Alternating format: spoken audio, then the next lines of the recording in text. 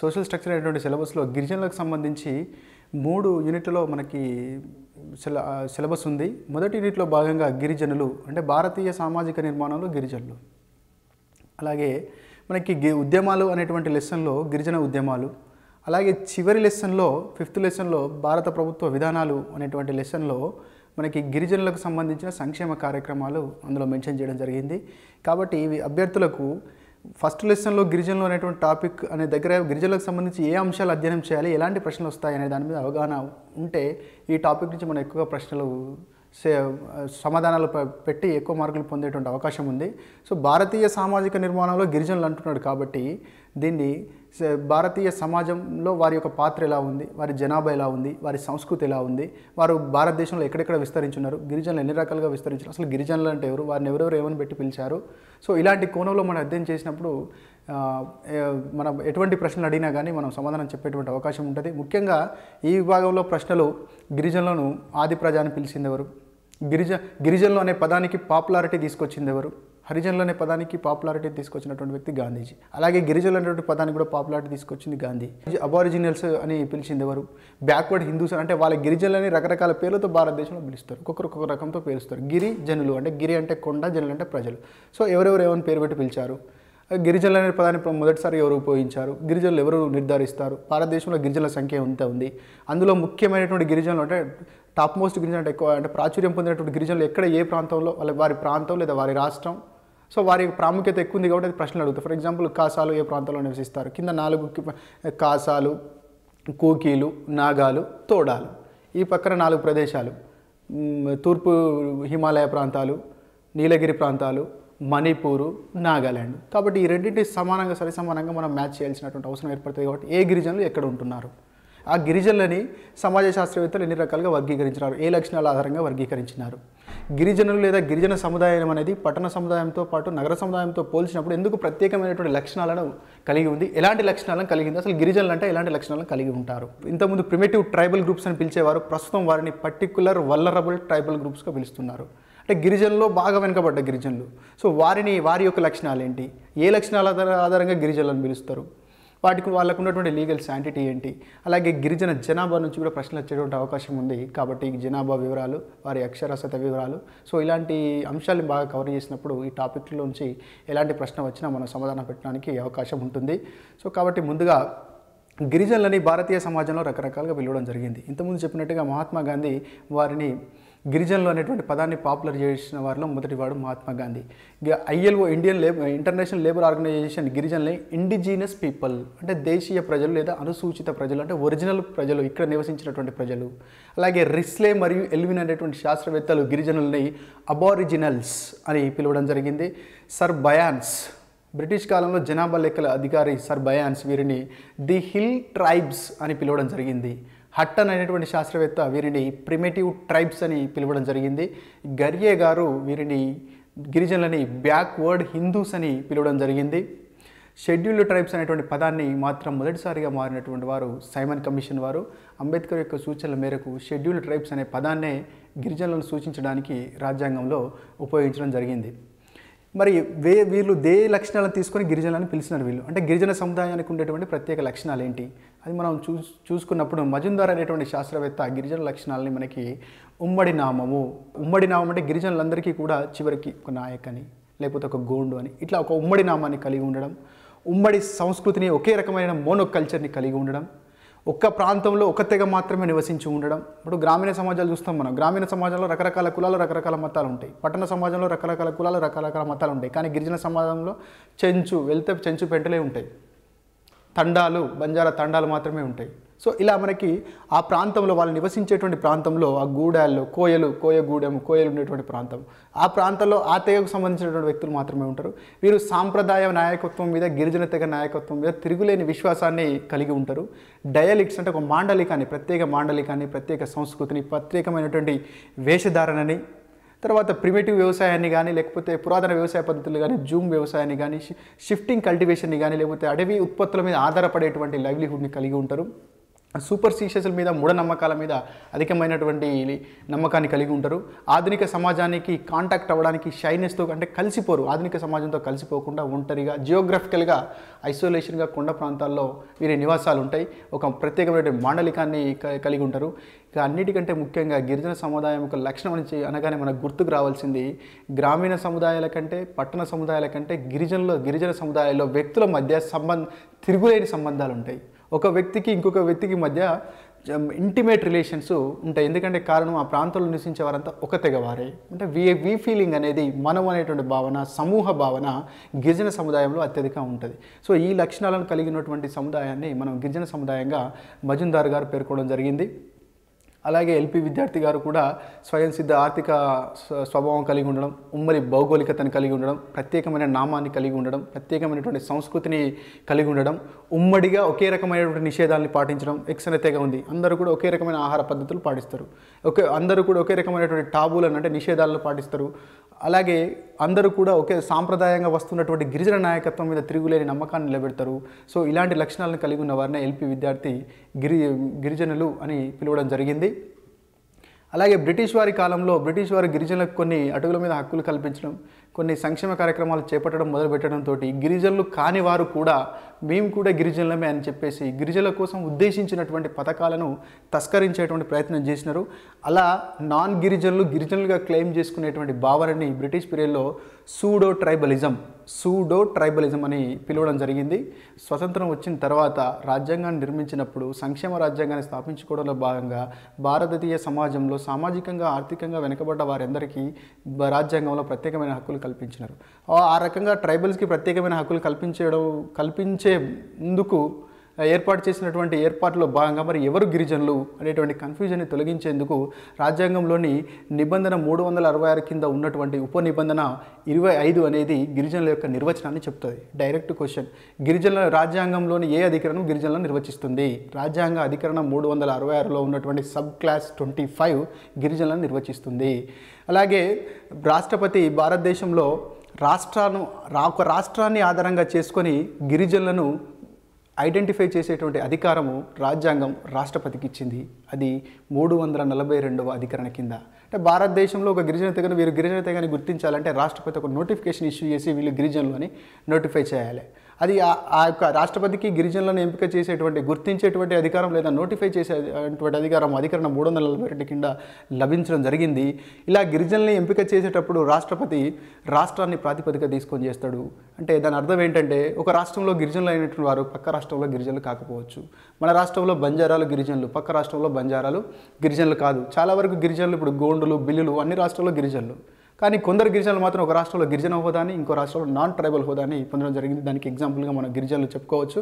అయితే ఇలా రాష్ట్రపతి రాజ్యాంగం తనకు 342 అధికరణ కింద అప్పజెప్పినటువంటి పనిని నిర్వర్తించేటప్పుడు ఏ లక్షణాల ఆధారంగా వారిని గిరిజనులను గుర్తిస్తాడు.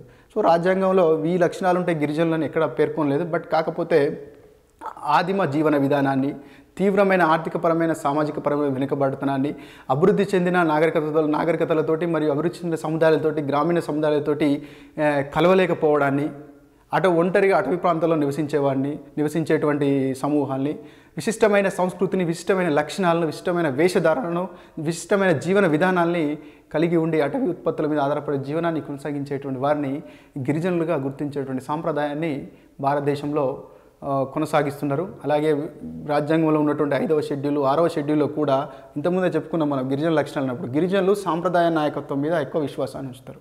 సో దాన్ని డిస్టర్బ్ చేయకుండా, వాళ్ళ కల్చర్ని డిస్టర్బ్ చేయకుండా, వారి యొక్క ప్రాంతాలను డిస్టర్బ్ చేయకుండా గిరిజన ప్రాంతాలకు ప్రత్యేక పరిపాలన అధికారాలను ఇస్తూ 5వ షెడ్యూల్ని 6వ షెడ్యూల్ని కూడా రాజ్యాంగంలో పొందుపరచడం జరిగింది.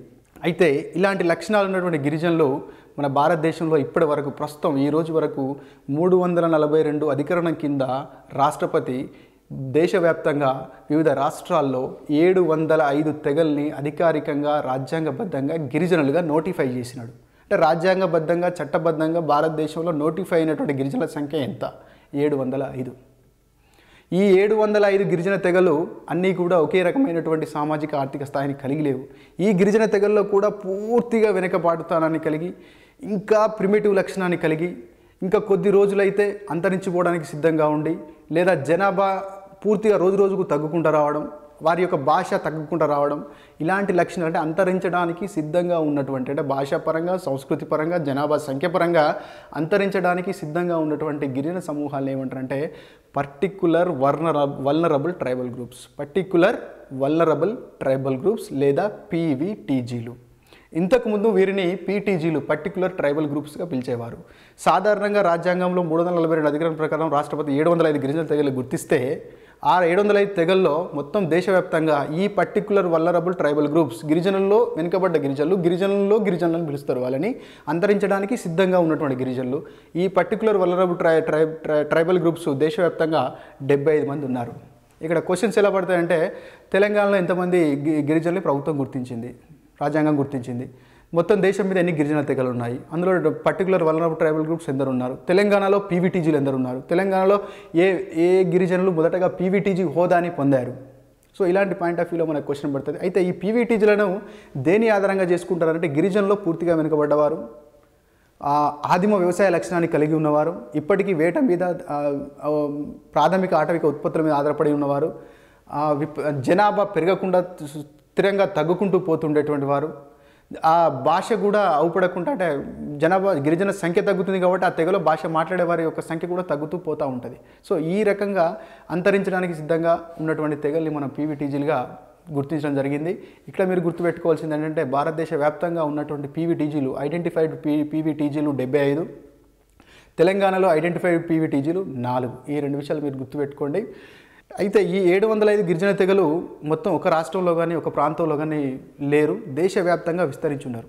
రాజస్థాన్ లాంటి ఎడారి ప్రాంతాల్లో ఉన్నారు, జమ్మూ కాశ్మీర్ లాంటి హిమాలయ ప్రాంతాల్లో ఉన్నారు, అండమాన్ లాంటి ఐసోలేటెడ్ ప్రాంతాల్లో ఉన్నారు, ఈశాన్య హిమాలయ ప్రాంతాల్లో కూడా ఉన్నారు. సో వీరి విస్తరణ మనం గమనించినట్లయితే బిఎస్ మెమోరియా అనేటువంటి శాస్త్రవేత్త వీరిని బేసిక్గా 3 రకాలుగా వర్గీకరించిండు. ఎలా? గిరిజనుల విస్తరణ, ఉత్తర ఈశాన్య ప్రాంతంలో ఉన్నటువంటి గిరిజనులు, 2 మధ్య భారతంలో విస్తరించి ఉన్నటువంటి గిరిజనులు, 3 దక్షిణ భారతదేశంలో విస్తరించి ఉన్నటువంటి గిరిజనులు. బిఎస్ మెమోరియా తెలిపినటువంటి ఈ గిరిజన విస్తరణకి సిబి మెమోరియా అనేటువంటి శాస్త్రవేత్త 4వ జోన్ని యాడ్ చేసి ఆ 4వ జోన్నే అండమాన్ జోన్, అంటే అండమాన్ ప్రాంతంలో నివసించేటువంటి గిరిజనులు అని 4 రకాలుగా సిబి మెమోరియా అండ్ బిఎస్ మెమోరియా అనేటువంటి శాస్త్రవేత్తలు చెప్పడం జరిగింది. ఉత్తర ఈశాన్య ప్రాంతాల్లో ఉన్నటువంటి గిరిజనులకు ఎగ్జాంపుల్, మీరు గిరిజనులు భారతదేశంలో ఉన్నటువంటి 705 గిరిజనులు అంటున్నాం కాబట్టి 705 గిరిజనులు గుర్తుపెట్టుకోవాల్సిన అవసరం లేదు, కానీ అందులో ముఖ్యమైనటువంటి వారు, ముఖ్యంగా ఉత్తర భారతదేశంలో విస్తరించినటువంటి గిరిజనులు కనుక చూసుకున్నట్టయితే, ఉత్తర మరియు ఈశాన్య భారతంలో విస్తరించినటువంటి గిరిజనులు చూసుకున్నట్టయితే లెప్చాలు, హిమాలయ ప్రాంతాల్లో ఉండేటువంటి లెప్చాలు, అస్సాంలో ఉండేటువంటి కాశీలు, తూర్పు నిమ్న హిమాలయ ప్రాంతంలో ఉండేటువంటి కాశీలు, మణిపూర్ రాష్ట్రంలో ఉండే కూకీలు, నాగాలాండ్ రాష్ట్రంలో ఉండేటువంటి నాగాలు, అస్సాం జైంటియా కొండలు, మేఘాలయ రాష్ట్రంలో ఉండేటువంటి గారోలు, వీళ్ళు అధిక సంఖ్యలో అక్కడ ఉంటారు. అలాగే మధ్య భారతదేశానికి వచ్చినట్టయితే బిల్లులు, గోండులు, బీహార్ ప్రాంతంలో బీహార్ మరియు చోట నాగపూర్ పీఠభూమి ప్రాంతంలో ఉండేటువంటి సంతాళ్ళు, హోలు, ఓరన్లు, వీళ్ళని అధికంగా మనం గుర్తుపెట్టుకోవాలి. ఓరన్లన్నా, సంతాళ్ళన్నా, హోల్ అన్న వీళ్ళంతా మధ్య భారతానికి సంబంధించినటువంటి వాళ్ళు. సో ఈ విషయాన్ని గుర్తుపెట్టుకోవాలి. దక్షిణ భారతదేశంలో ప్రముఖంగా మనకు అవుపడేటువంటి గిరిజన తెగలు కోయలు, కొండరెడ్లు, చెంచులు, ఉరలీలు, సుగాలీలు లేదా బంజారులు, ఇలాంటి తెగలు, ఎరుకలు, ఇలాంటి తెగ మనకు దక్షిణ భారతదేశంలో అత్యధికంగా అవుపడుతుంది. చివరి జోన్ అయినటువంటి అండమాన్లో మనకు అవుపడేటువంటి తెగ సెంటిలెన్స్, జెరావాస్, అండమానిస్, వీళ్ళందరూ కూడా అండమాన్ నికోబార్ దీవులో ఉన్నటువంటి గిరిజన తెగలు అంతరించడానికి సిద్ధంగా ఉన్నటువంటి గిరిజన తెగల్లో అండమానిస్ తెగ అనేటువంటి తెగ అతి తక్కువ సంఖ్యలో గిరిజన జనాభాని కలిగి ఉన్నటువంటి తెగ అండమానిస్ తెగ. సో ఇలాంటి, అంటే ఇక్కడ సిబి మెమోరియా మరియు బిఎస్ మెమోరియాలు ఏం చేశారంటే గిరిజనులు ఏ ప్రాంతాల్లో విస్తరించి ఉన్నారనే దాని ప్రకారంగా వివరించడం జరిగింది. కానీ గిరిజనుల నాగరికతలో వస్తున్నటువంటి మార్పు ఆధారంగా ఎల్విన్ అనేటువంటి శాస్త్రవేత్త భారతదేశంలో గిరిజనుల్ని 4 రకాలుగా వర్గీకరించినాడు. అందులో అంటే ఎల్విన్ వర్గీకరణకు ఆధారం ఏంటంటే గిరిజన నాగరికతలో వస్తున్నటువంటి మార్పు. దాన్ని బేస్ చేసుకొని ఎల్విన్ భారతదేశంలో గిరిజనులని క్లాస్ 1 గిరిజనులు, క్లాస్ 2 గిరిజనులు, క్లాస్ 3 గిరిజనులు, క్లాస్ 4 గిరిజనులుగా చెప్పడం జరిగింది.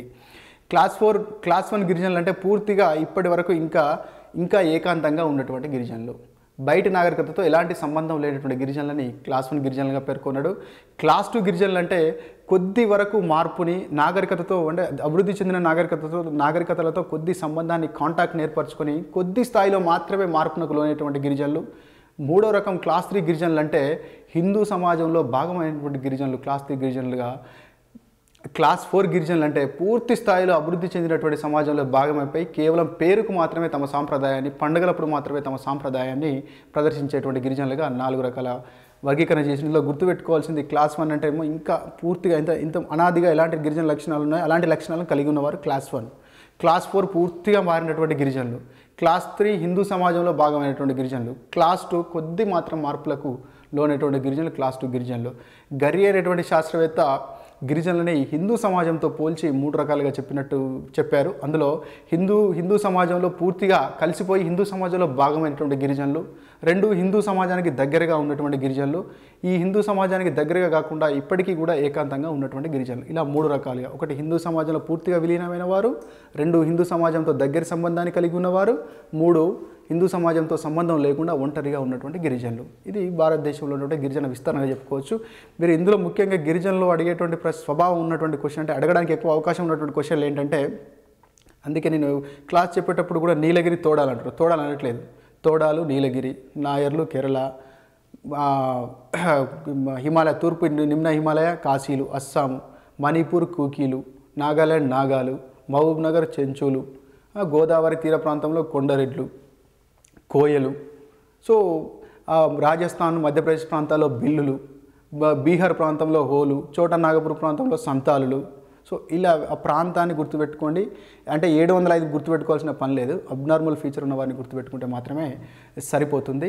ఇంకా మనకి తెలుసుకోవాల్సిన అంశం ఏంటంటే, ఇక్కడ క్వశ్చన్స్ ఎక్కువ రావడానికి అవకాశం ఏదంటే భారత సామాజిక నిర్మాణంలో గిరిజనులు అంటున్నాం కాబట్టి జనాభాలో వారి శాతం ఎంత ఉంది, సో వారి యొక్క జనాభా పరమైనటువంటి వివరాలు కూడా చాలా ముఖ్యమైనవి. సో అందులో ముఖ్యంగా మనకి 2011 జనాభా లెక్కలు మనకు ప్రామాణికం కాబట్టి 2011 జనాభా లెక్కల ప్రకారం భారతదేశంలో ఉన్నటువంటి గిరిజనుల సంఖ్య 10,45,00,000. అంటే చట్ట ప్రకారం గుర్తించినటువంటి గిరిజనుల యొక్క జనాభా 10,45,00,000. ఈ 10,45,00,000 గిరిజన జనాభా దేశవ్యాప్తంగా 15% భూభాగంలో విస్తరించి ఉంది. దేశం వ్యాప్తంగా అన్ని కేంద్రపాలిత ప్రాంతాలు మరియు రాష్ట్రాలు కలుపుకొని దేశంలో 15% భూభాగంలో విస్తరించి ఉన్నవారు గిరిజనులు. అయితే దేశ భౌగోళిక ప్రాంతంలో గిరిజనుల శాతం 15 అయితే దేశం యొక్క జనాభాలో మాత్రం గిరిజనుల శాతం 8.6. ఈ 2 పదాలు గుర్తుపెట్టుకోండి. దేశం యొక్క భౌగోళిక ప్రాంతంలో గిరిజనుల వాటా 15%, దేశం యొక్క జనాభాలో గిరిజనుల వాటా 8.6%. 10,40,00,000 మంది గిరిజనులు భారతదేశంలో ఉన్నారు. లింగ నిష్పత్తి కనుక చూసినట్టయితే గిరిజనుల్లో ప్రస్తుతము 2011 జనాభా లెక్కల ప్రకారం 990 ఉంది. అంటే మిగతా సమాజానికంటే కూడా పోల్చినప్పుడు నాన్ గిరిజనులతో పోల్చినప్పుడు గిరిజనుల యొక్క లింగ నిష్పత్తి చాలా ఆరోగ్యకరమైనటువంటి స్థితిలో ఉంది. 2001లో వీళ్ళ లింగ నిష్పత్తి 978. అంటే 2001కి 2011కి లింగ నిష్పత్తి పెరిగింది. అలాగే జనాభా పెరుగుదల రేటు కూడా పెరిగింది. మిగతా జనాభాతో సాధారణ జనాభాతో పోలిస్తే గిరిజన జనాభా రేటు పెరిగింది. 2001 మరియు 2011 సంవత్సరానికి గిరిజనుల జనాభా పెరుగుదల రేటు 23.7%గా నమోదైంది. సెక్స్ రేషియో పరంగా చూసినట్టయితే గోవాలో ఉన్నటువంటి గిరిజనుల్లో సెక్స్ రేషియో అధికంగా ఉంది. అలాగే లిటరసీ పాయింట్ ఆఫ్ వ్యూలో మనం ఆలోచించినప్పుడు దేశవ్యాప్తంగా గిరిజనుల యొక్క లిటరసీ రేటు అక్షరాస్యత రేటు 59% ఉంది. ఎస్టీ పురుషుల్లో అక్షరాస్యత రేటు 68.5% ఉంది. ఎస్టీ స్త్రీలలో అక్షరాస్యత రేటు 49.4% ఉంది. మొత్తం చట్టపరంగా గుర్తించినట్టు రాజ్యాంగబద్ధంగా గుర్తించినటువంటి గిరిజన తెగల సంఖ్య 705. అందులో 75 తెగలు అంతరించడానికి సిద్ధంగా ఉన్నాయి కాబట్టి వాటినే పర్టికులర్ వల్నరబుల్ ట్రైబల్ గ్రూప్స్ అంటాం. అంటే పీవీటీజీల సంఖ్య, ఐడెంటిఫైడ్ పీవీటీజీల సంఖ్య 75. ఈ మొత్తం 705 గిరిజనులు దేశవ్యాప్తంగా విస్తరించున్నారు. అలాగే పీవీటీజీలు కూడా దేశవ్యాప్తంగా విస్తరించున్నారు. కానీ మనం ఒరిస్సా రాష్ట్రంలో కనుక గమనించినట్టయితే అత్యధిక సంఖ్యలో గిరిజన తెగలు ఒరిస్సా రాష్ట్రంలో కనబడతాయి. 62 గిరిజన తెగలు ఒరిస్సా రాష్ట్రంలో ఉన్నాయి. క్వశ్చన్, భారతదేశంలో అత్యధిక సంఖ్యలో గిరిజన తెగలు ఏ రాష్ట్రంలో ఉన్నాయి? ఒరిస్సా. Figure is 62. అలాగే దేశవ్యాప్తంగా ఉన్నటువంటి 75 పీవీటీజీలు ఉన్నాయని చెప్పుకున్నాం దేశవ్యాప్తంగా. అలాగే ఈ పీవీటీజీలు కూడా ఒరిస్సా రాష్ట్రంలో అత్యధికంగా 13 పీవీటీజీలు ఉన్నాయి. మన తెలంగాణ విషయానికి వస్తే తెలంగాణలో 32 గిరిజన తెగలు రాజ్యాంగబద్ధంగా గుర్తించబడ్డవి. అందులో 4 పర్టిక్యులర్ వల్నరబుల్ ట్రైబల్ గ్రూప్స్గా కూడా గుర్తించబడ్డాయి. అంటే 32 గిరిజన తెగలు ఉన్నాయి. అందులో 4 అంతరించడానికి సిద్ధంగా ఉన్నటువంటి తెగలుగా పీవీటీజీలుగా గుర్తించబడ్డాయి. దీంతో పాటు గిరిజన జనాభా వివరాలతో పాటు గిరిజనులు అంటే ఏ గిరిజనులు ఎక్కువగా ఉన్నారు అనేటువంటి పాయింట్ ఆఫ్ వ్యూలో క్వశ్చన్ వచ్చేటువంటి ఛాన్స్ ఉంటుంది. ఈ 705 గిరిజన తెగల జనాభాను పరిశీలించినప్పుడు భారతదేశంలో అత్యధికంగా గిరిజనుల జనసంఖ్య పరంగా చూసినప్పుడు బిల్లులు మొదటి స్థానంలో ఉన్నారు. బిల్లు అనేటువంటి తెగకు సంబంధించినటువంటి గిరిజనులు దేశంలో మొదటి స్థానంలో ఉన్నారు. వీళ్ళు సుమారుగా 1,20,00,000 జనాభా ఉంది వీళ్ళది. వీళ్ళు మధ్య భారతదేశం నుంచి ఉత్తర భారతదేశం వరకు రాజస్థాన్లో, గుజరాత్లో, దక్షిణ ఉత్తరప్రదేశ్లో, పశ్చిమ గుజరాత్లో, దక్షిణ రాజస్థాన్లో, ఈవెన్ ఉత్తర తెలంగాణలో, దక్షిణ ఛత్తీస్గఢ్లో, ఉత్తర మహారాష్ట్ర ఈ ప్రాంతాల్లో బాగా విస్తరించి ఉన్నారు. కాబట్టి బిల్లుల యొక్క జనాభా 2011 జనాభా లెక్కల ప్రకారం భారతదేశంలో అధిక సంఖ్యలో ఉన్నటువంటి గిరిజన తెగ బిల్లులు, 2వ స్థానంలో గోండులు, 3వ స్థానంలో సంతాలులు, 4వ స్థానంలో మైనాలు, 5వ స్థానంలో నాయికడలు ఉండడం జరిగింది. అలాగే రాష్ట్రాల పాయింట్ ఆఫ్ వ్యూలో ఆలోచించినప్పుడు అత్యధిక సంఖ్యలో గిరిజనులు మధ్యప్రదేశ్లో ఉన్నారు. మధ్యప్రదేశ్ రాష్ట్రం అత్యధికంగా గిరిజనులను కలిగి ఉంది. 2వ స్థానం మహారాష్ట్ర, 3వ స్థానం ఒరిస్సా, 4వ స్థానం రాజస్థాన్, 5వ స్థానం గుజరాత్. కేంద్ర పాలిత ప్రాంతాల పాయింట్ ఆఫ్ వ్యూ నుంచి ఆలోచించినప్పుడు దాద్రా నగర్ హవేలీ నందు అత్యధిక సంఖ్యలో గిరిజనులు ఉన్నారు. అలాగే పుదుచ్చేరి మరియు ఢిల్లీ, చండీగఢ్ ఈ 3 కేంద్ర పాలిత ప్రాంతాలు, పుదుచ్చేరి, చండీగఢ్ అండ్ ఢిల్లీ ఈ 3 కేంద్ర పాలిత ప్రాంతాల్లో గిరిజనులను అధికారికంగా గుర్తించలేదు. అలాగే హర్యానా మరియు పంజాబ్ రాష్ట్రాల్లో కూడా గిరిజనులను ఇప్పటి వరకు అధికారికంగా గుర్తించలేదు. మిజోరాం రాష్ట్రం గిరిజనుల విషయంలో ఒక ప్రత్యేకతను కలిగి ఉంది. మిజోరాం రాష్ట్ర జనాభాలో 94.4% జనాభా గిరిజన జనాభా ఉంది. లక్షద్వీప్ అనేటువంటి కేంద్రపాలిత ప్రాంతంలో 100% ప్రజలు గిరిజనులే. ఈ విషయాలు గుర్తుపెట్టుకోవాలి. ఈ క్రింది రాష్ట్రాల్లో ఏ రాష్ట్రంలో గిరిజన జనాభాని గుర్తించలేదు? అందులో హర్యానా, పంజాబ్ ఉంటే ట్రిక్ పెట్టాలి. ఈ క్రింది ఏ కేంద్రపాలిత ప్రాంతంలో గిరిజన జనాభాని అధికారికంగా గుర్తించలేదు? అందులో చండీగఢ్ కానీ, ఢిల్లీ కానీ, పుదుచ్చేరి కానీ ఉంటే ఆన్సర్ పెట్టేసేయాలి. ఈ క్రింది రాష్ట్రాల్లో ఏది అత్యధిక గిరిజన జనాభాను కలిగి ఉంది? ఈ క్రింది కేంద్ర పాలిత ప్రాంతాల్లో ఏది అత్యధిక గిరిజన జనాభాను కలిగి ఉంది? సో ఈ పాయింట్ ఆఫ్ వ్యూలో మనకి క్వశ్చన్లు వచ్చేటువంటి ఛాన్స్ ఉంటుంది. మన తెలంగాణ సినారియో తీసుకున్నప్పుడు తెలంగాణలో 32.87 లక్షల మంది గిరిజనులు ఉన్నారు. ఈ 32.87 లక్షల మంది గిరిజనుల్లో మొదటి స్థానంలో బంజారులు లేదా సుగాలీలు, లంబాడీలు. అంటే తెలంగాణలో 32.87 లక్షల గిరిజనులు ఉన్నారు. వీరి యొక్క గిరిజనుల జనాభా తెలంగాణ జనాభాలో 9.34% కలిగి ఉంది.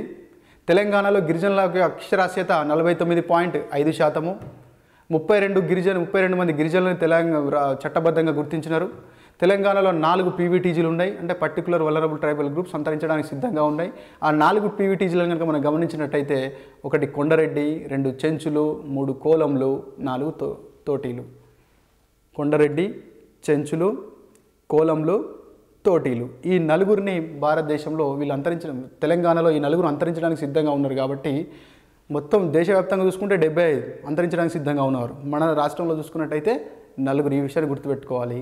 దాంతోపాటు ఒకసారి ఎగ్జామ్లో తెలంగాణలో ఆంధ్రప్రదేశ్లో మొట్టమొదటిసారిగా అంతరించడానికి సిద్ధంగా ఉన్న గిరిజన తెగగా గుర్తింపు పొందిన గిరిజన తెగ ఏది అని అడిగాడు. కాబట్టి ఈసారి అడగచ్చు. తెలంగాణలో పీవీటీజీ హోదా పొందిన మొదటి గిరిజన తెగ ఏది అని అడగచ్చు. కాబట్టి ఆ విషయాన్ని మీరు తెలుసుకోవాలి. చెంచులు తెలంగాణలో మొదటిసారిగా పీవీటీజీ హోదాను పొందినారు. అంటే తెలంగాణ ప్రాంతం వరకు మనం ఆలోచించినప్పుడు పీవీటీజీని అంటే తెలంగాణలో ఉన్నటువంటి తెగల్లో చెంచులు మొట్టమొదటిసారిగా పీవీటీజీ హోదాని పొందడం జరిగింది. సో వీటితో పాటు మనం గిరిజన కల్చర్ యూనిక్గా ఉంటుందని చెప్పుకున్నాము. అందులో భాగంగా గిరిజనుల యొక్క పిల్లలు సామాజీకరణ చెందడంలో వాళ్ళకి ఒక క్లబ్ లాంటి నిర్మాణం ఉంటుంది. అంటే మనకు ఆధునిక కాలంలో clubs, youth clubs, sports clubs ఎలా ఉన్నాయో వారికి కూడా క్లబ్ లాంటి ఒక సామాజిక సంస్థ ఉంటుంది. దాని పేరే యూత్ డార్మెటరీస్ లేదా యువత నిద్రాశాలలు అంటాం. అంటే ప్రతి గిరిజన తెగకు ఒక యువత నిద్రశాల ఉంటుంది. ప్రతి గిరిజన తెగకు ఆ యువత నిద్రశాల అనేటువంటి ప్రదేశానికి గిరిజనుల పిల్లలు సర్టెన్ ఏజ్ వచ్చిన తర్వాత అక్కడికి వెళ్తారు. చిన్న పిల్లలుగా ఉన్నప్పుడు అక్కడికి వెళ్తారు. అక్కడ ఉండేటువంటి ఆ గిరిజన తెగకు సంబంధించినటువంటి పెద్దలు లేదా ఆ యువత నిద్రశాలలో ఉన్నటువంటి కొంచెం వయసు వచ్చినటువంటి వాళ్ళ మధ్య, చిన్నపిల్లల మధ్య ఇంటరాక్షన్స్ జరిగి వాళ్ళ గిరిజన తెగకు సంబంధించినటువంటి సంస్కృతిని, ఆచారాలని, వ్యవహారాలని నేర్చుకుంటారు. ఇది యూనిక్ కల్చర్ గిరిజనలో ఉంది. ఈ యువత నిద్రశాలలు కొన్ని రోజుల తర్వాత నైతికత దిగజారేసరికి క్రిస్టియానిటీ అదే సమయంలో వచ్చింది. క్రిస్టియానిటీ ప్రభావం వల్ల యువత నిద్రశాలలు అనేవి గిరిజనలో అంతరించిపోయినాయి. అడగచ్చు, యువత నిద్రశాలలు అనేవి ఎవరికి సంబంధించినవి అనేటువంటి క్వశ్చన్ రావచ్చు. కాబట్టి యువత నిద్రశాల అనే పదం మీద అవగాహన ఉండాలని చెప్పడం జరిగింది. 2007వ సంవత్సరంలో ఈ గిరిజనుల యొక్క మీద స్టడీ చేయడం కోసం ప్రత్యేకంగా అమర్కంటక్లో జాతీయ గిరిజన విశ్వవిద్యాలయాన్ని ఏర్పాటు చేయడం జరిగింది. ప్రస్తుతం మనకి గిరిజన మంత్రిత్వ శాఖ అనేది కేంద్రంలో ఉంది. జ్యూయల్ ఓరాం ప్రజెంట్ గిరిజన మంత్రిత్వ శాఖ ఉన్నాడు. సో ఇక్కడ మనం ఈ టాపిక్లో భారతీయ సామాజిక నిర్మాణంలో గిరిజనులు అంటే వాళ్ళ కల్చర్ ఏంది, వాళ్ళ కల్చర్ సంబంధించిన లక్షణాలు ఏంది, వాళ్ళ జనాభా వివరాలు ఏంది, ఏ ప్రాంతంలో ఎవరు ఉన్నారు, వాళ్ళని ఏమని పిలుస్తారు, ఈ పాయింట్ ఆఫ్ వ్యూలో చదువుకుంటే సరిపోతుంది. గిరిజనుల సమస్యలు ఉద్యమాలు అనేవి గిరిజన ఉద్యమాల భాగంగా చదవాలి. చివరిలో గిరిజనుల పట్ల ప్రభుత్వం ఎలాంటి సంక్షేమ కార్యక్రమాలు నిర్వర్తిస్తుంది, రాజ్యాంగం ఎలాంటి రక్షణలు కల్పించింది, అదంతా కూడా యూనిట్ 5లో భాగంగా చదవాలి. సో దాంతోపాటు ఇంటర్నేషనల్ లెవెల్లో నేషనల్ లెవెల్లో కూడా గిరిజనులపై అవగాహన పెంపొందించేందుకు ఆగస్టు 9ని అంతర్జాతీయ అనుసూచిత ప్రజల దినంగా జరుపుకుంటాం. గుర్తుపెట్టుకోండి, ఆగస్టు 9 అంతర్జాతీయ అనుసూచిత ప్రజల దినోత్సవం. 1993 సంవత్సరాన్ని అంతర్జాతీయ అనుసూచిత ప్రజల సంవత్సరంగా ఐక్యరాజ్య సమితి ప్రకటించింది. 1995 మరియు 2014 కాలాన్ని 1995 మరియు 2014 కాలాన్ని ఫస్ట్ డికేడ్ ఫర్ ఇండిజినియస్ పీపుల్గా ఐక్యరాజ్య సమితి ప్రకటించింది. అలాగే 2015 నుంచి 2025 మధ్య కాలాన్ని 2015 నుంచి 2025 మధ్య కాలాన్ని second decade for indigenous people indigenous పీపుల్గా యునైటెడ్ నేషన్స్ ఆర్గనైజేషన్ ప్రకటించింది. భారతదేశం గిరిజనుల మీద చాలామంది పరిశోధనలు చేసినారు. ట్రైబ్స్ ఆఫ్ హైదరాబాద్ అనే పుస్తకాన్ని హైమన్ డార్ఫ్ అనేటువంటి బ్రిటిష్ ఆంథ్రోపాలజిస్ట్ రాయడం జరిగింది. నిజాం ప్రభువుల ఆహ్వానం మేరకు ఇక్కడికి వచ్చి గోండుల యొక్క పరిస్థితిని అధ్యయనం చేసి హైమన్ డార్ఫ్ ఈ యొక్క పుస్తకాన్ని రాశారు, ట్రైబ్స్ ఆఫ్ హైదరాబాద్ అనేటువంటి పుస్తకాన్ని. అలాగే నదీం హన్సేన్ గారు రాసినటువంటి భారతీయ గిరిజనులు, పోలవరం ఆధునిక దేవాలయమైన అని ఒక ఆర్టికల్ ప్రొఫెసర్ కోదండరామ్ గారు రాశారు. అంటే డిస్ప్లేస్మెంట్ని ఒక బాధల్ని తెలిపేందుకు. అలాగే తెలంగాణ ప్రాంతంలో బియ్యాల జనార్దన్ రావు గారు కూడా గిరిజనుల హక్కుల మీద చాలా బాగా పోరాడినటువంటి వ్యక్తిగా గుర్తింపు పొందారు. సో ఇలా అంటే గిరిజనులు అనే టాపిక్ ఇక్కడ మనం సామాజిక నిర్మాణంలో గిరిజనులు అనేంతవరకే అధ్యయనం చేసినాం. గిరిజనుల సమస్యలు ఉద్యమాలు అనేవి 3rd లెసన్లో భాగంగా, అలాగే గిరిజనుల సంక్షేమ కార్యక్రమం అనేది 5th లెసన్లో భాగంగా చదవాలి. సో ఇక్కడ యూనిట్ 1లో గిరిజనులు అనేటువంటి టాపిక్ కింద వచ్చేటువంటి అవకాశంలో క్వశ్చన్లు జనాభాపరమైన క్వశ్చన్లు రావచ్చు. ఈ క్రింది వాళ్ళలో గిరిజన సంస్కృతి అయ్యిందేది, కానిదేది, గిరిజన జనాభాలు, అక్షరాస్యత రేట్లు, తర్వాత ఏ రాష్ట్రంలో గిరిజనులు ఎక్కువ ఉన్నారు, ఏ రాష్ట్రంలో గిరిజనులు తక్కువ ఉన్నారు, గిరిజనులు ఎవరేమని పిలిచారు, గిరిజనుల యొక్క విస్తరణ ఏంది అనేటువంటి పాయింట్ ఆఫ్ మీద క్వశ్చన్లు వచ్చేటువంటి అవకాశం ఉంటుంది. కాబట్టి ఈ లైన్లోనే అభ్యర్థులు గిరిజనులు అనేటువంటి అంశాన్ని చదవాలి. ఇది చదివిన తర్వాత వెంటనే గిరిజన ఉద్యమాలు ఏమున్నాయి, తర్వాత గిరిజన సంక్షేమ కార్యక్రమాలు ఏమున్నాయని ఒకేసారి మీరు కలుపుకొని చదివినట్టయితే ఈజీగా 3 యూనిట్లకు సంబంధించినటువంటి ప్రశ్నల్ని మీరు ఈజీగా చేయడానికి అవకాశం ఉంటుంది.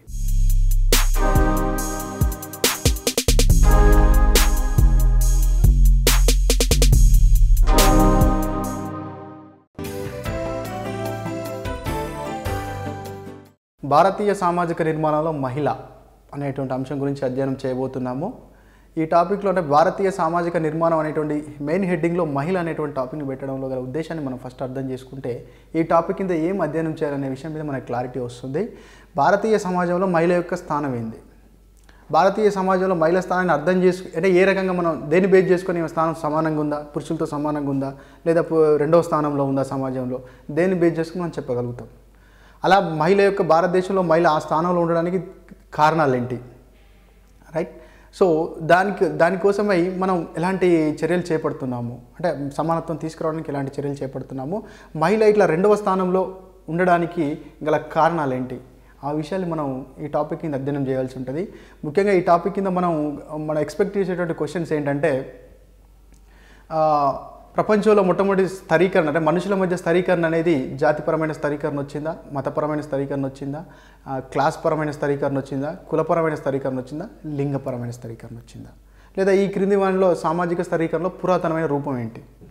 మానవులు మొట్టమొదటిసారిగా ఆడ మగ అనేటువంటి స్థరీకరణ గురైనని ఇయాన్ రాబర్ట్సన్ అనేటువంటి శాస్త్రవేత్త అభిప్రాయపడతాడు. దాన్ని ఆయన లింగపరమైన స్థరీకరణ అని పేర్కొంటాడు. ఎందుకంటే సమాజంలో స్త్రీలకు ఉన్నటువంటి కొన్ని బై బర్త్ అంటే ఎన్జే స్పెల్స్ అనేటువంటి శాస్త్రవేత్త చెప్తాడు మనకి. స్త్రీలకు పురుషులకు మధ్య ఉన్నటువంటి జైవికపరమైన తేడాలు, స్త్రీలకు ఉండేటువంటి లింగపరమైన గుర్తింపు, పురుషులకు ఉండేటువంటి లింగపరమైన గుర్తింపు, సమాజం స్త్రీలకు ఆపాదించేటువంటి లింగపరమైన ఆదర్శాలు, పురుషులకు సమాజం ఆపాదించేటువంటి లింగపరమైన ఆదర్శాలు, అలాగే సమాజం స్త్రీలకు ఆపాదించేటువంటి లింగపరమైనటువంటి పాత్రలు, సమాజం స్త్రీలకు ఆపాదించేటువంటి పురుషులకు ఆపాదించేటువంటి లింగపరమైన పాత్రలు, వీటిలో తేడాలు ఉండడం వల్ల స్త్రీలు సమాజంలో పురుషుల కంటే తక్కువ స్థానాన్ని పొందినరు అనేటువంటి అభిప్రాయాన్ని చెప్పడం జరిగింది. ఇది ప్రస్తుతం ఉన్నటువంటి సమాజానికి సంబంధించినది కాదు, పురాతన అంటే వేట సమాజంలో, పారిశ్రామిక సమాజంలో, సో అంతకంటే ముందు నాగరికత నేర్చినటువంటి తొలి సమాజాల్లో ఏమైంది, స్త్రీ శారీరకంగా పురుషునితో పోల్చినప్పుడు, అంటే శారీరకంగా పోల్చిన లేకపోతే స్త్రీ తన జీవిత కాలంలో నిర్వర్తించేటువంటి కొన్ని ప్రత్యేకమైన పాత్రల పాయింట్ ఆఫ్ వ్యూలో పోల్చినప్పుడు ఏం జరుగుతుందంటే స్త్రీ యొక్క శారీరక నిర్మాణము, తర్వాత అటానమికల్ డిఫరెన్సెస్, స్త్రీగా తాను జీవితంలో పోషించాలనుకునే తల్లిగా మారడం, సో ఇలాంటి కొన్ని ఫంక్షన్స్ చేయడం వల్ల స్త్రీ వేటలో వెనుకబడి పురుషుని మీద డిపెండ్ అయ్యేటువంటి అవకాశం ఏర్పడింది.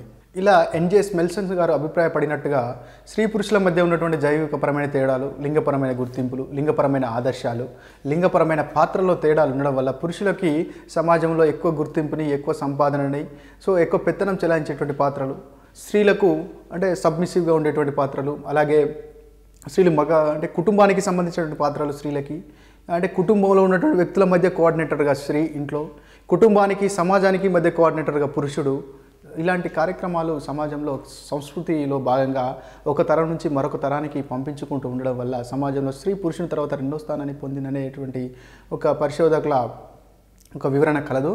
సో సమాజంలో ఉన్నటువంటి ఈ లింగపరమైనటువంటి శ్రమ విభజన, అంటే gender based division of labour, ఈ లింగపరమైనటువంటి శ్రమ విభజన ఏంటంటే పురుషుడు కాబట్టి బయటికి వెళ్ళే పనులు చేయాలి, స్త్రీ కాబట్టి ఇంట్లో ఉండే పనులు చేయాలి. ఇది ఎప్పటివరకు అంటే ఇది ఎప్పటివరకు దృఢంగా ఉందంటే వేట సమాజంలో, అగ్రికల్చర్ సమాజంలో, పారిశ్రామిక సమాజం వరకు కూడా ఉంది.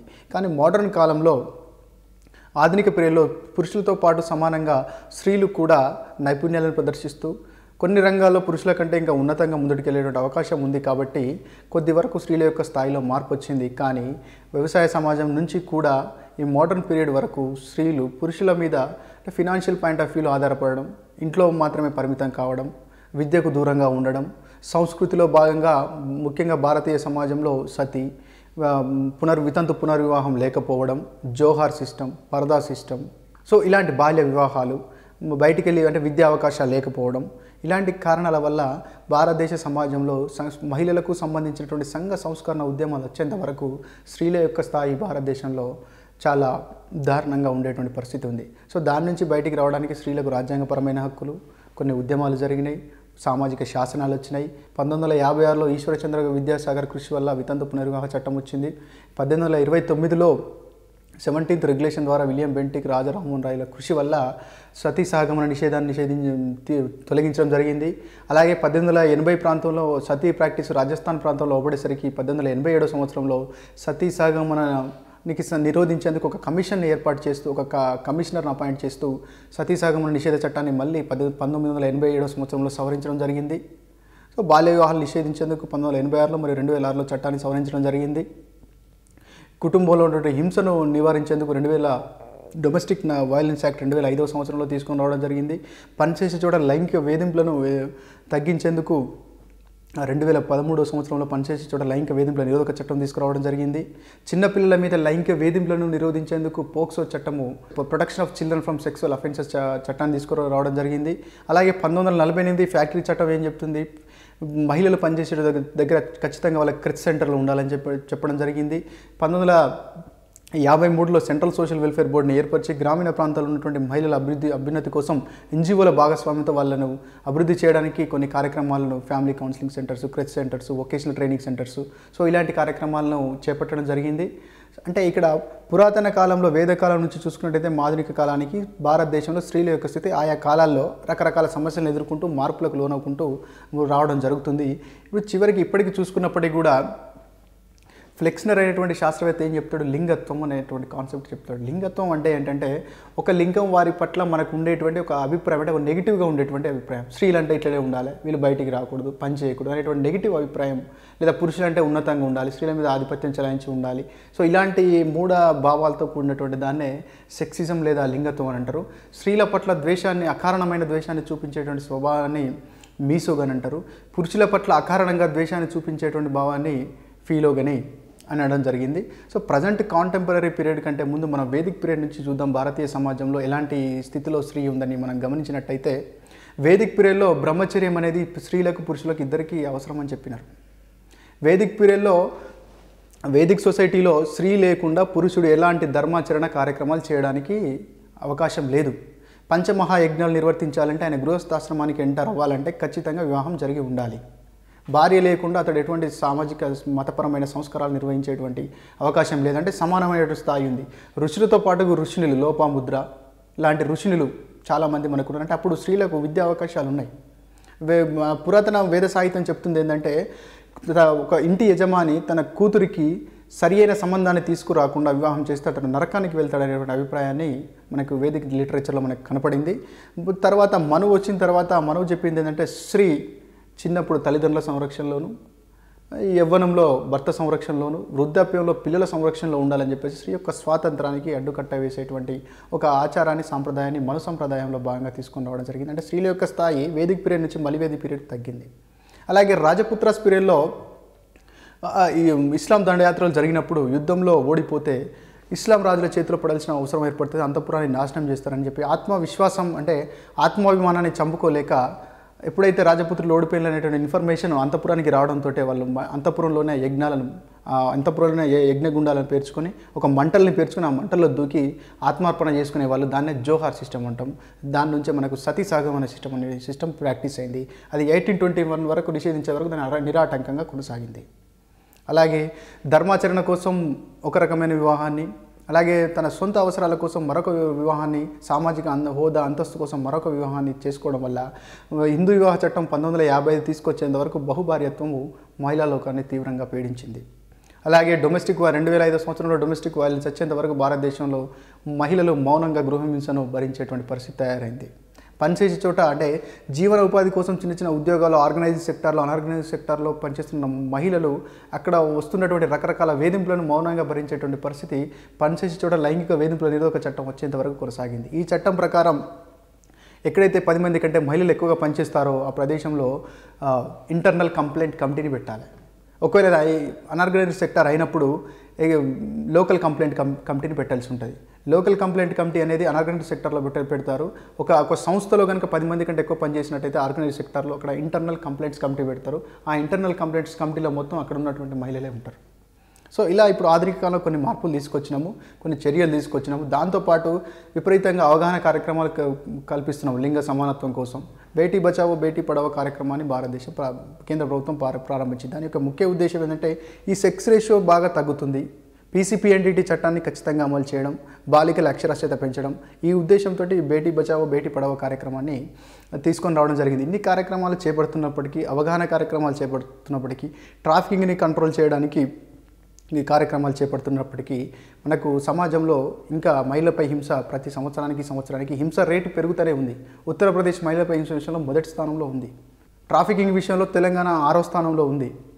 సో దాంతోపాటుగా ఈ కార్యక్రమాలు అంటే మహిళలపై సమాజంలో మహిళలు ఇంకా 2వ స్థానంలో ఉన్నారు కాబట్టి అవగాహనలు పెంపొందించేందుకు ప్రపంచవ్యాప్తంగా మరియు దేశవ్యాప్తంగా గ్రామ స్థాయి నుంచి మొదలు పెడితే ఐక్యరాజ్య సమితి వరకు మనం చాలా రకాల కార్యక్రమాలు జరుపుకుంటున్నాం. జనవరి 24ని జాతీయ బాలికల దినోత్సవంగా జరుపుకుంటున్నాం. అక్టోబర్ 11ని అంతర్జాతీయ బాలికల దినోత్సవంగా జరుపుకుంటున్నాం. 1975వ సంవత్సరాన్ని మహిళా సంవత్సరంగా జరుపుకున్నాం. 1990వ సంవత్సరాన్ని సార్క్ బాలికా సంవత్సరంగా జరుపుకున్నాం. ఫిబ్రవరి 2nd సండేని వివాహ దినోత్సవంగా మనం జరుపుకుంటున్నాం. మార్చి 8ని అంతర్జాతీయ మహిళా దినోత్సవంగా జరుపుకుంటున్నాం. 108వ రాజ్యాంగ సవరణ బిల్లుని కూడా తీసుకొచ్చాం. ఇంకా అది మెటీరియలైజ్ అవ్వలేదు. అంటే చట్టసభల్లో, కేంద్ర చట్టసభల్లో, రాష్ట్ర చట్టసభల్లో మహిళలకి 33% రిజర్వేషన్ల కోసం ఉద్దేశించినటువంటి రాజ్యాంగ సవరణ బిల్లు 108వ రాజ్యాంగ సవరణ బిల్లు ఇంకా పూర్తిగా కార్యరూపం దాల్చలేదు. 1990 2000 సంవత్సరాన్ని సార్క్ మొదటి మహిళా దశాబ్దంగా ప్రకటించినాం. 2001 2010ని సార్క్ 2వ మహిళా దశాబ్దంగా ప్రకటించినాం. అంటే ఈ ఉత్సవాలు జరపడానికి కారణం ఏంటి? మహిళా లోకం ఎలా ఉంది, వాళ్ళ సమస్యలు ఎలా ఉన్నాయి, దాని పట్ల సమాజంలో అవగాహన కల్పిస్తూ ముందటికి తీసుకెళ్లి మహిళా స్థాయిని పెంపొందించడానికి కృషి చేస్తున్నాం. ముఖ్యంగా ఈ ప్రశ్నలు ఈ విభాగం నుంచి వచ్చేటువంటి అవకాశం ఉంటుంది. జాతీయ మహిళా దినోత్సవం, అంతర్జాతీయ మహిళా దినోత్సవం, జాతీయ బాలికా దినోత్సవం, అంతర్జాతీయ బాలికా దినోత్సవం, SAARC first decade, SAARC second decade, international year of women. So ఇలాంటి ప్రశ్నలు వచ్చేటువంటి అవకాశం ఉంటుంది. కాబట్టి ఈ భాగం నుంచి ఈ డేట్లు మీరు ఖచ్చితంగా గుర్తుపెట్టుకోవాలి. ఇన్ని అవగాహనలు జరుపుతున్నప్పటికీ కూడా భారతదేశంలో ప్రస్తుత కాంటెంపరీ ఇండియన్ సొసైటీలో మహిళ యొక్క స్థాయిని కనుక మనం గమనించినట్టయితే జెండర్ రిలేటెడ్ డెవలప్మెంట్ ఇండెక్స్లో మహిళ యొక్క స్థానం 132. గ్లోబల్ లెవెల్లో జెండర్ ఇన్ఈక్వాలిటీ ఇండెక్స్ని తయారు చేస్తారు ప్రపంచవ్యాప్తంగా గ్లోబల్ లెవెల్లో. దాని ప్రకారం చూస్తున్నట్లయితే భారతదేశం జెండర్ ఇన్ఈక్వాలిటీ ఇండెక్స్లో 127 స్థానంలో. ప్రపంచవ్యాప్తంగా జెండర్ గ్యాప్ ఇండెక్స్లో భారతదేశం 114 స్థానంలో. ఈ 3 ఇండికేటర్స్ బాగా గుర్తుపెట్టుకోండి. జెండర్ గ్యాప్ ఇండెక్స్లో భారతదేశం 114 స్థానం, జెండర్ రిలేటెడ్ డెవలప్మెంట్ ఇండెక్స్లో 132 స్థానం, జెండర్ ఇన్ఈక్వాలిటీ ఇండెక్స్లో 127 స్థానంలో మనం ఉన్నాం. వైలెన్స్ రోజు రోజుకు అధికంగా పెరుగుతుంది. ప్రాపర్టీ రైట్స్ ఆబ్సెంట్స్ ఉన్నాయి. డొమెస్టిక్ వైలెన్స్ కేసులు అత్యధికంగా అవుతూ ఉన్నాయి. సో అలాగే విద్యాపరంగా చూసుకున్నట్టయితే అంటే డెమోగ్రఫిక్ కంపోజిషను, లిటరసీ పరంగా చూసుకున్నా కానీ మహిళ యొక్క స్థానం ద్వితీయ స్థానం ఉంది కానీ మనకు అర్థమైపోతుంది. సింపుల్గా చూసుకుంటే ప్రపంచవ్యాప్తంగా రష్యాలో అత్యధికంగా లింగ నిష్పత్తి ఉంది. లింగ నిష్పత్తి అన్నప్పుడు లింగ నిష్పత్తిలో సూచించేటువంటి పదాల్లో మొదటి పదం స్త్రీల సంఖ్యను సూచిస్తుంది, రెండవ పదం పురుషుల సంఖ్యను సూచిస్తుంది. ఆ క్రమంలో మనకి భారతదేశంలో లింగ నిష్పత్తి 2011 జనాభా లెక్కల ప్రకారం 943గా ఉంది. పట్టణ ప్రాంతాల్లో కంటే గ్రామీణ ప్రాంతాల్లో లింగ నిష్పత్తి బాగా ఉంది. గ్రామీణ ప్రాంతాల్లో 949 లింగ నిష్పత్తి ఉంటే పట్టణ ప్రాంతాల్లో కేవలం 929 ఉంది. అదే 2011 జనాభా లెక్కల ప్రకారం 0 to 6 years యొక్క పిల్లల యొక్క లింగ నిష్పత్తి ఇంకా తగ్గిపోయింది. అంటే రోజుకు సెక్స్ రేషియో రోజు తగ్గుతూ ఉంది. రోజు సెక్స్ రేషియో తగ్గుతూ ఉందంటే దాని అర్థం ఏంటి?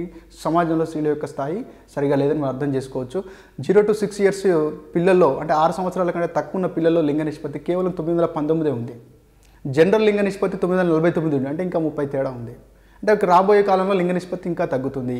అదేవిధంగా 0 to 6 years పిల్లల్లో లింగ నిష్పత్తి పట్టణ ప్రాంతాల్లో 923గా ఉంటే గ్రామీణ ప్రాంతాల్లో 923గా ఉంటే పట్టణ ప్రాంతాల్లో మరీ దారుణంగా 905గా మాత్రమే ఉంది. అక్షరాస్యత కనుక మనం చూసుకున్నట్టయితే ఓవరాల్గా భారతదేశం మొత్తం మహిళా అక్షరాస్యత 64.64% ఉంటే అందులో పట్టణ ప్రాంతాల్లో 57.9% ఉండగా పట్టణ ప్రాంతాల్లో 79.11% ఉంది. భారతదేశంలో లింగ నిష్పత్తి కేరళ రాష్ట్రంలో అత్యధికంగా, సెంట్రల్ టెరిటరీల పాయింట్ ఆఫ్ వ్యూలో చూసుకున్నట్టయితే పుదుచ్చేరి కేంద్రపాలిత ప్రాంతాల్లో పుదుచ్చేరిలో అత్యధికంగా లింగ నిష్పత్తి ఉంది. అత్యల్ప లింగ నిష్పత్తి హర్యానాలో ఉంది. అత్యల్ప లింగ నిష్పత్తి కేంద్రపాలిత ప్రాంతాల పరంగా చూసుకున్నట్టయితే డయ్యూ డామన్లో ఉంది. తెలంగాణలో 988గా ఉంది లింగ నిష్పత్తి. తెలంగాణ గ్రామీణ ప్రాంతాల్లో 999 లింగ నిష్పత్తి. తెలంగాణ పట్టణ ప్రాంతాల్లో లింగ నిష్పత్తి 970గా ఉంది. ఇది లింగ నిష్పత్తి పరంగా చూసుకున్న, లిటరసీ పరంగా చూసుకున్న సమాజంలో మహిళలు 2వ స్థానంలో ఉండేది మనకు ఈజీగా అర్థమైపోతుంది. సుమారు 49% జనాభా మహిళలతో కంపోజ్ అయి ఉంటే 39.5 కోట్ల మంది మహిళా ఓటర్లు భారతదేశంలో ఉండగా, అంటే సుమారు దాదాపు సగం, అంటే ఓటర్స్ పరంగా జనాభా పరంగా సగం మహిళలు భారతదేశంలో భారతదేశం యొక్క జనాభాలో సగం మహిళలు ఉన్నప్పుడు చట్టసభల్లో వారికి అనుకూలంగా వారి యొక్క ప్రాతినిధ్యం లేదు. రాజ్యసభలో కేవలం 31 మంది సభ్యులు మాత్రమే మహిళా సభ్యులు ఉన్నారు. లోక్సభలో కేవలం 66 మంది మహిళా సభ్యులు మాత్రమే ఉన్నారు. ఇది లోక్సభ సీట్లో కేవలం 12.4% మాత్రమే. సో ఇవన్నీ గణాంకాలని మనం పరిగణలోకి తీసుకున్నప్పుడు భారతదేశంలో మహిళ యొక్క స్థాయి ఆశించినంత మేరకు లేదు, మహిళా సమానత్వం లేదు అని మనం చెప్పవచ్చు. దీనికి ప్రధాన కారణం భారతదేశ సమాజం తరతరాలుగా పితృస్వామ్య విలువల్ని పాటిస్తుంది. భారతదేశంలో అన్ని రకాల మతాలు, అన్ని రకాల కులాలు, అన్ని రకాల ప్రాంతాలు అధికంగా పితృస్వామ్య లక్షణాలనే ముందరికి తీసుకువెళ్తూ ఉన్నారు. పితృస్వామ్య లక్షణాలు ఎలా ముందరికి తీసుకెళ్తూ ఉన్నారు? ఇంట్లో అమ్మా నాన్న మధ్య ఉన్నటువంటి రిలేషన్స్, అమ్మ చేస్తున్నటువంటి కార్యక్రమాలు, నాన్న చేస్తున్నటువంటి కార్యక్రమం, ఇందులో ఎవరి అధికారం ఎక్కువ నడుస్తుంది? సో అవన్నీ అంటే సోషలైజేషన్లో భాగంగా పిల్లలు తల్లిదండ్రుల నుంచి నేర్చుకుంటున్నారు. మన పురాణాలు, మన కథలు, సో ఇవన్నీ కూడా స్త్రీలని సబార్డినేట్గా పురుషునికి చూపించేటువంటి కార్యక్రమాలు మాత్రమే జరుగుతూ ఉన్నాయి. దాని ద్వారా రాబోయే జనరేషన్లు కూడా అలాంటి సామాజీకరణకే అంటే పురుషాధిక్యం విలువలతో కూడినటువంటి సామాజీకరణకే పిల్లలు లోనవుతూ ఉన్నారు. అలా తరతరాలుగా ముందుకెళ్తూ ఉంది. అంటే భారత సమాజంలో మహిళలకు సమాన స్థానం రాకపోవడానికి ప్రధాన కారణం ఏంటంటే పితృస్వామ్య విలువల్ని మనం ముందు తరాలకు తీసుకెళ్తున్నాం, పితృస్వామ్య విలువల్ని మనం పాటిస్తున్నాం. అందుకే ఇంకా భారతదేశంలో వరకట్న చావులు, మహిళలపై రోజు రోజుకు చట్టాలు ఎన్ని ఎక్కువ తీసుకొస్తూ ఉంటే అన్ని రకాలుగా చట్టాలు పెరుగుతున్నాయి. నిర్భయ చట్టం 2013 వచ్చిన తర్వాత కూడా ఇంకా లైంగిక దాడులు పెరుగుతూ ఉన్నాయి, యాసిడ్ దాడులు పెరుగుతూ ఉన్నాయి.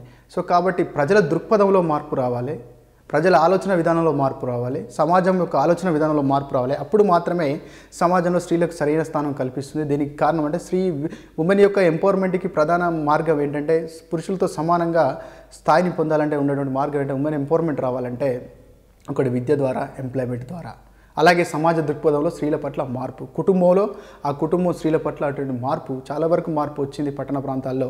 కానీ గ్రామీణ ప్రాంతాలకు మరియు కొన్ని మారుమూల రాష్ట్రాల్లో ఇంకా మార్పు రావాల్సినటువంటి అవసరం ఉంది. ఆశ్చర్యకరం ఏంటంటే, గ్రామీణ ప్రాంతాల్లో కంటే పట్టణ ప్రాంతాల్లో మహిళలపై హింస అధికంగా ఉంది. పట్టణ ప్రాంతాల్లోనే మరి మహిళలకు స్వేచ్ఛ ఎక్కువ ఉంది. పట్టణ ప్రాంతాల్లోనే మహిళా అక్షరాస్యత ఎక్కువ ఉంది. పట్టణ ప్రాంతాల్లో మహిళా అక్షరాస్యత ఎక్కువ ఉంది, పట్టణ ప్రాంతాల్లో లింగ నిష్పత్తి తక్కువ ఉంది. సో వీటి నుంచి మనం బయటపడాలంటే సమాజం దృక్పథం మారాలి. సమాజం దృక్పథం మారాలంటే సో ఈ జెండర్ బయాస్ లేనటువంటి, అంటే లింగపరమైనటువంటి భేదాలు లేనటువంటి విద్యా విధానాలు, విలువలు పెంపొందించాలి. దానికి విద్య ప్రధాన మార్గంగా చేసుకొని సమాజం దృక్పథం మారినప్పుడు సమాజంలో తప్పకుండా స్త్రీ సమానత్వం, పురుష సమానత్వం, పురుషులతో పాటు స్త్రీలకు కూడా సమానమైనటువంటి ప్రాతినిధ్యం లభిస్తూ ఇద్దరు కలిసి పనిచేసినప్పుడు అంటే ఇప్పుడు భారతదేశంలో సగం మంది మానవరులు స్త్రీలు ఉన్నారు. అది చదువుకోకపోతే భారతదేశం ఆటోమేటిక్గా వెనుకబడుతుంది. ఎందుకంటే దేశానికి ఎన్ని మానవరులో ఎంతమంది మేధావులు, ఎంతమంది నైపుణ్యం ఉన్న వాళ్ళు ఉంటే భారతదేశం అంతా పైకి ముందుకెళ్తుంది. స్త్రీలకు విద్య లేకపోతే ఒక కల్పన చావ్లా వచ్చేది కాదు. స్త్రీలకు ఎంపవర్మెంట్ లేకపోతే ఒక పివి సింధు వచ్చేది కాదు. సో ఇలా భారతదేశం ప్రతి రంగంలో ముందడిగేయాలంటే పురుషులకు ఎంత అవసరం, పురుషులకు ఎంత బాధ్యత ఉందో భారతదేశ అభివృద్ధిలో స్త్రీలకు కూడా అంతే సమానమైన బాధ్యత ఉంది. కాబట్టి అంటే ఈ యొక్క సమాజంలో ఉన్నటువంటి స్త్రీల పట్ల డిస్ఫేవర్గా ఉన్నటువంటి ఆలోచనలు, విధానాలు, సంస్కృతులు, కట్టుబాట్ల వల్ల దేశం వెనక్కిపోతుంది. స్త్రీలు అభివృద్ధి చెందినప్పుడు ఆటోమేటిక్గా భారతదేశం కూడా అభివృద్ధి చెందుతున్నటువంటి భావనతోటి ముందుకెళ్ళినప్పుడు స్త్రీల పట్ల జరుగుతున్నటువంటి అంటే స్త్రీలు పురుషులకి రెండు అంటే సబార్డినేట్స్ అనేటువంటి దృక్పథం మారేటువంటి అవకాశం ఉంటుంది.